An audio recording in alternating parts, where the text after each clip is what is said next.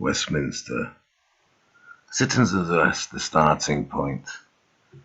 I'll scroll up so you can read it in your own time.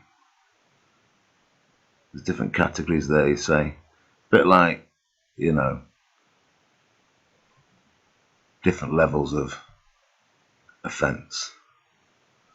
And you've got to work that out when you make a citizen's arrest. And you've got to work out whether they're going to do damage, loss of property, harm themselves, that type of stuff.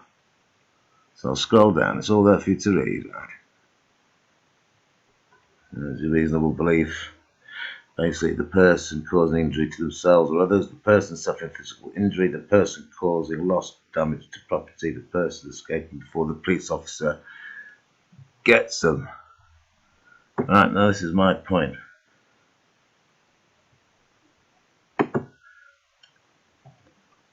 You see this here? I'll just move it forward. You know the old eco lot? Now, a lot of people get out of the trucks. Right, and they're starting to move them out of the way. Now, they'll probably get done for that. However, if you moved them out of the way and stood by them until a police officer came, you'd be making a citizen's arrest, because they want to glue themselves to the road, you see. Now, gluing yourself to the road is physical hurt to oneself, is it not? Right? And also loss of damage and property. Now, it might be not loss of damage or property at that point, what they're doing, but what they're doing creates loss and damage elsewhere around the town or country because of the stopping of the flow of people's wages, food on the table, loss of, but not necessarily there, but it's still linked in. Now, what I think is if people are going out there and they throw them out the way, what they want to do is they move them out the way, right?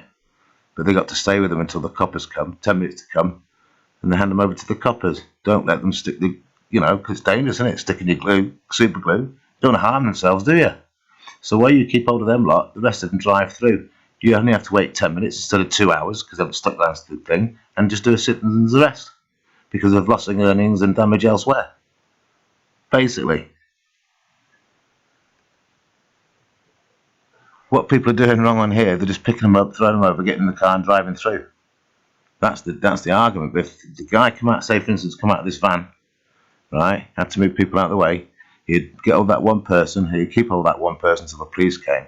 And if there's 10 people and 10 cars, 10 people in the 10 cars, just move them out of the way before they glued themselves, everybody has to wait 10 minutes out of those 10 people before the coppers came and they hand them over. If they were to then leave the scene without handing the person over to the police, then they've just barged them out of the way. Yeah, because you're arresting them because you don't want to hurt themselves and you don't want them to create loss or damage elsewhere, even though it's not in front of their eyeballs, like spray paint or anything like that, or breaking windows. It's doing damage linked in elsewhere. So the only thing I can see what people are doing wrong is when the guys get out and move them out of the way, they need to just stay with them, wait until the coppers come, and then hand them over and allow them people to go by. They're not. They're just moving them out of the way, getting in the trucks and going. Just wait 10 minutes for them, guys. Wait, just all pick hold of these people. Wait 10 minutes because you've all stopped them from hurting themselves and loss of earnings and damage elsewhere. If you don't stand with them and hand them over to the police, that's when you probably get done.